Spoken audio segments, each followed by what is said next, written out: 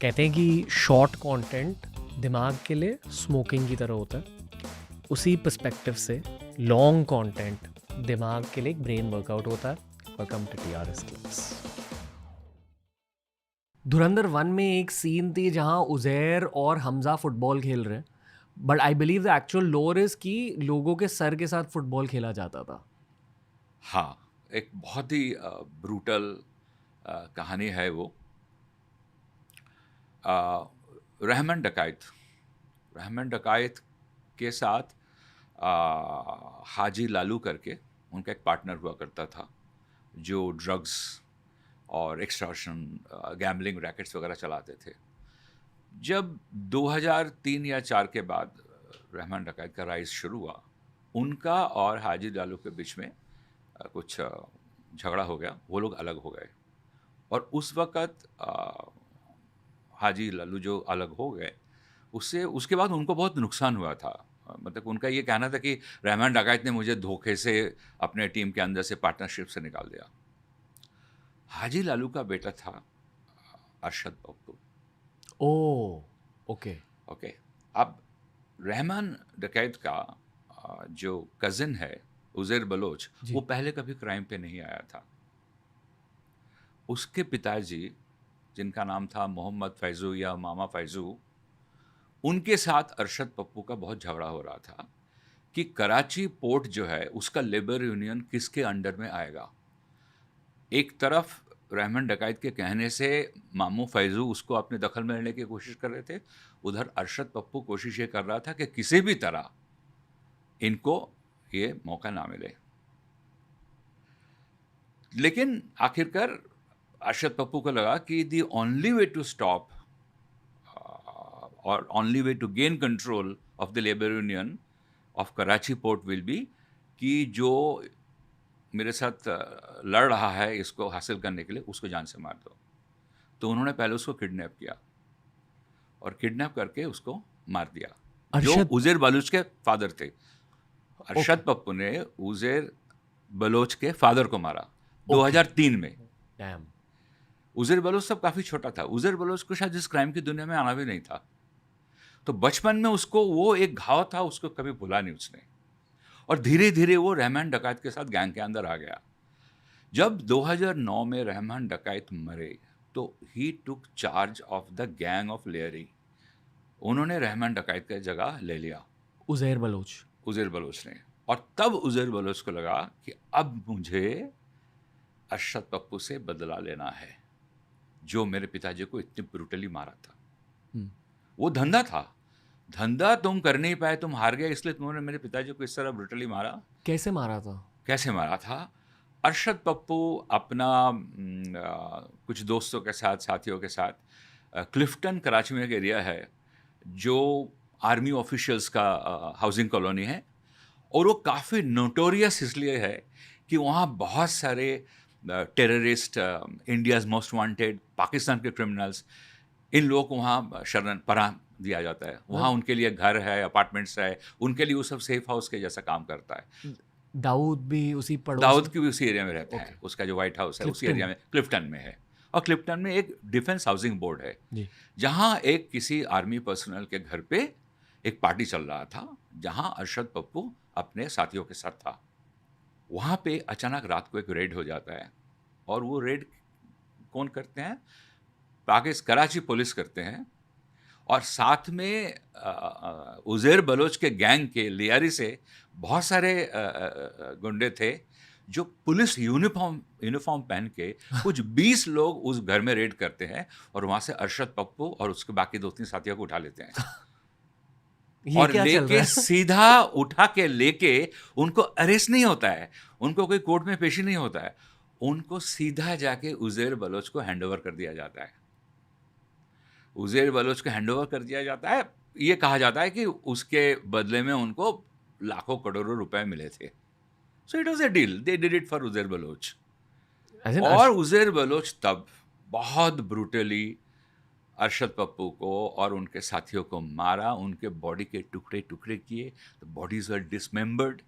वो जैसे जिसको रेडी बोलते हैं ना, सब्जियाँ बेचा जाता है, उसमें जैसे वो गोश्त की दुकान में लटकता है different body parts of a goat, उस तरह से बॉडी पार्ट्स उनके लटका है। शहर में उनका कुछ मतलब कि क्या बोलते हैं, एक जैसा प्रोसेशन जैसा निकाला, और लोगों के मन में बेसिकली ये डर पैदा करना है कि देखो हमारे साथ जो लोग करते हैं हम भूलते नहीं उसको, 10 साल बाद हमने इसका बदला लिया तो किस तरह लिया। और जो सर था, ये कहा जाता है अरशद पप्पू का, कि बॉडी तो उन्होंने काट दिया चॉपर वगैरह शायद इस्तेमाल करके, लेकिन जो बॉडी था उसको चॉपर से ठीक से वो लोग कुछ कर नहीं पाए। तो बोला इसको लेकर फुटबॉल खेलते हैं चल। तो जब वो बाकी बॉडी पार्ट्स किसी वो रेडी में बिठा के ले जा रहे थे, तो उसी वक्त ये लोग उसको पैर से किक करके फुटबॉल की तरह खेल रहे थे अरशद पप्पू के सर के साथ। ये धुरंधर 2 के रिलीज से पहले हम रिकॉर्ड कर रहे हैं। I wonder if this is shown in the film. पता नहीं, लेकिन ये बहुत ही और उनके लिए लगता है ये एक आम घटना है। खाली मारने से नहीं होगा, उसका टुकड़े सब लोगों को दिखाना पड़ेगा और उनके सर से हम फुटबॉल खेलेंगे। तो बट उन सब लोगों का हिस्ट्री यही है। जो उज़ैर बलोच के फादर थे जिन्हें मारा गया, any details on that murder? Was that also brutal? That was brutal of course, but वही है कि उनके बॉडी पार्ट्स मिले थे करके मार के भेज दिया गया था।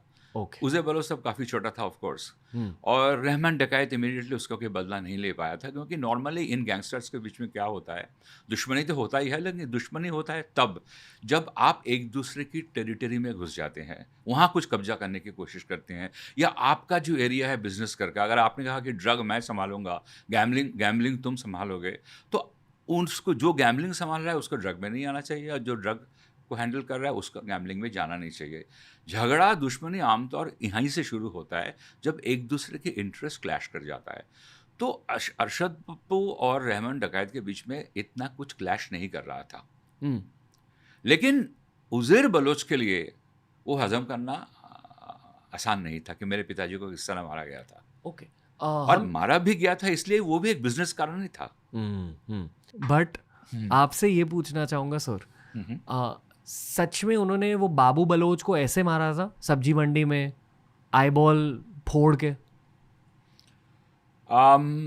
These are I witness accounts. I mean इसको आपको कोई न्यूज़पेपर के ज़रिए या पुलिस रिकॉर्ड्स में शायद नहीं है, बट जहाँ तक उसकी ब्रुटैलिटी की बात है, कि मार के बॉडी को टुकड़े टुकड़े कर देना, डस्टबिन में ले जाके फेंक देना, उसका एक कोई नुमाइश बनाना डेड बॉडीज़ का, इसके बहुत सारे आई विटनेस अकाउंट्स है कि कैसे वो लोगों को मारता था। इट्स वेरी कॉमन, मतलब कि जो आदमी से पहले भी हम लोग बात कर रहे थे कि समबडी जो जेल चला गया था कुछ 2.5 साल के लिए केस में, और वहाँ से निकलने के बाद वो सीधा घर जाके अपनी माँ जो है बीबी खतीजा, उसको मार देते हैं जान से, और उसके बाद वो पुलिस को फिर बोलता है मैंने अपनी माँ को क्यों मारा। So that just goes to show कि जहाँ तक he was so clinical about all this killings, वहाँ इमोशन या रिश्ते उसके लिए कभी मैटर नहीं किया। सीरियल किलर वाली साइकोलॉजी थी। एब्सोल्युटली, कि तुमने मुझे नुकसान पहुँचाया, तुम मेरे रास्ते में आए, मैं तुमको हटा देता हूँ। तो वो जितने लोग उसके रास्ते में आए, खास करके पोस्ट 2005-2006, वो सबको हटाता गया। Last 4-5 years of his life before he was killed in 2009, he had no limits. जो टेक्निकली धुरंधर 1 की टाइमलाइन है, लास्ट 4-5 years। मुझे याद है जब पहली मूवी रिलीज हुई थी तब लोग ऐसे कमेंट करते थे कि if you think what is shown in Dhurandhar 1 is brutal, go read up the truth on Rahman डकैत, कि उन्होंने क्या क्या किया है। धुरंधर में तो कुछ दिखाया नहीं। जो ब्रुटैलिटी के बारे में, उनके बारे में हम सुनते हैं, पढ़ते हैं, धुरंधर में उतना कहाँ दिखाया। यही सब है, body parts cutting, playing football, because they always enjoyed it. जैसे हमारे यहाँ कुछ डॉन्स की इस किस्म की स्टोरियाँ हैं कि मारने के बाद आपने तालाब में क्रोकोडाइल पाल रखा है, उनको खिला दिया। I know of a drug dealer in India जो वाकई में लोगों को मारने के बाद अपने पिट बुल्स को या उनको खिला देता था कभी कभार, उसका कुछ हिस्सा। बॉम्बे में? No, it was in Delhi. Delhi में? It was in Delhi. तो मतलब कि द थिंग इज कि इस किस्म they enjoy this, you know, it's a psychopath mentality. अपनी मम्मी को उसने मारा था रहमान डकैत? अपने माँ को उसने मार दिया। But because and he justified it. कि वो बाबू बलोच के बायोलॉजिकल हाँ, वो बोल नहीं, उसने माँ को इसलिए मारा ये कह के कि मेरी माँ किसी के साथ इश्क लड़ा रहे थे जो मेरा दुश्मन है, मेरा राइवल गैंग है, और खाली राइवल गैंग का आदमी नहीं था, वो पुलिस का इन्फॉर्मर था। और मैंने माँ को पहले मना भी किया था, वो सुनी नहीं। और जब वो जेल में था, उसके पास खबर पहुंचा था, उसने पूछा था, सी आप जब जेल में रहते हैं, आप तो जेल में रह के भी अपना कारोबार तो चलाते ही है ना। तो जब वो जेल में था तो उसको ये इन्फॉर्मेशन मिला कि your mother is still what she has been doing. तो वो जेल से निकलने के बाद जाके माँ को मार दिया। बट वो बाबू बलोच के बायोलॉजिकल चाइल्ड थे या this I can not confirm. Okay okay उसके थे कि नहीं, हो सकता है, बट जो भी है, माँ तो माँ ही है ना। किसी पिताजी चाहे कोई भी हो बायोलॉजिकली, लेकिन you are born from the womb of that woman, आपने उसको जाके मार दिया, फिर वो किसी को मार सकता है ना। और ऐसा बहुत कुछ किया होगा जो हमें नहीं मालूम, क्योंकि लोग डर के मारे बता नहीं सकते। वो सब कहानी जो है वो किसी को बताएंगे भी नहीं। और जहाँ तक पुलिस की बात है, वो भी आपको रिकॉर्ड में उसको कभी डालेंगे नहीं, क्योंकि ये सब लोग इनके जेब में रहते थे। ओके अदरवाइज आप इतना क्राइम कैसे कर सकते हैं? जहाँ पुलिस वाले जो है वो भी क्राइम का हिस्सा बन जाते हैं। वो हमारे देश में भी हुआ है। कुड मसूद अजहर बी बड़े साहब? देखिए, लियारी की जो पॉलिटिक्स है, जिसमें क्राइम और आईएसआई और पॉलिटिशियन ये सब लोग मिले हुए हैं, उसके साथ मसूद अजहर का कोई कनेक्शन दिखता नहीं है, क्योंकि ये लोग टेररिज्म में डायरेक्टली इन्वॉल्व नहीं थे। उज़ैर बलोच बल्कि जब वो नेता बने, वहाँ के वो लीडर बने, तो उनका डीप कनेक्शन हो गया था इन सब चीज़ के साथ। उज़ैर बलोच रहमान से कहीं ज़्यादा बड़ा गैंगस्टर बन गया था, कहीं ज़्यादा बड़ा, कैसे उसको हम बोले कि he was a symptom of this whole ecosystem of crime, intelligence, politics, power, all that. Wow, mutated version of absolutely, Rahman. उसके पास सब कुछ था। मतलब कि जिसको आप अरेस्ट कर रहे हैं ये कह के कि तुमने हमारे पाकिस्तानी सीक्रेट्स ईरान को दे दिया, और ईरान बोल रहा है he is a double agent, उसके खिलाफ इंटरपोल के नोटिस आ रहा है दुबई से, ताकि उसके जाके अरेस्ट किया जाए। वो इस लेवल तक पहुंच गया था। लेकिन ड्यूरिंग रहमान डकाइट्स टेन्योर, लेयरी की जो पॉलिटिक्स था उसमें ये सब चीज़ नहीं आया था। It was very local, because he was a local boy. वो बहुत सारा भूखमरी बचपन में देखा हुआ था। जो लड़का 13 साल की उम्र में किसी को स्टैब किया, रहमान डकायत, उसके 2 साल बाद, 15 साल उसको उम्र था, उसने, अच्छा उसको क्यों स्टैब किया था? क्योंकि वो कुछ पटाखे जला रहा था, उसने उसको मना किया था पटाखे जलाने से, कोई होगा कारण, उसने उसको जाके चाकू से मार दिया था। उसके 2 साल बाद उसने 2 ड्रग पेडलर को, he killed both of them.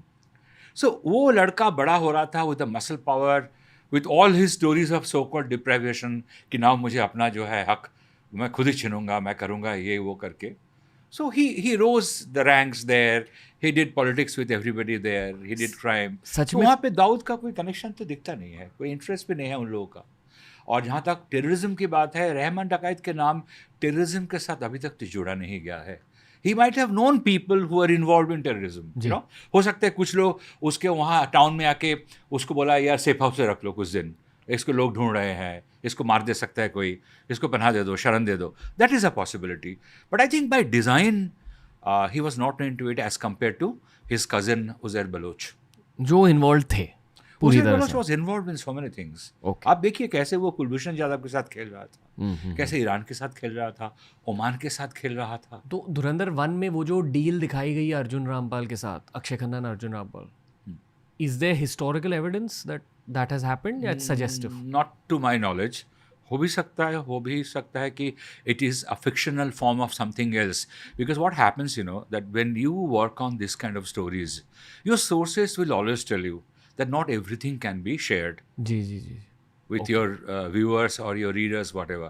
So there, an understanding always is, okay, I know the truth now, the whole truth, and what should be the fictional version of it. जी हाँ, वो सबके साथ होता है। मैंने भी उसको बार बार फेस किया अपने किताब लिखने में भी। हो सकता है ऐसा हुआ हो, and it's very logical, you know. Got it. Thank you for consuming this clip दोस्तों।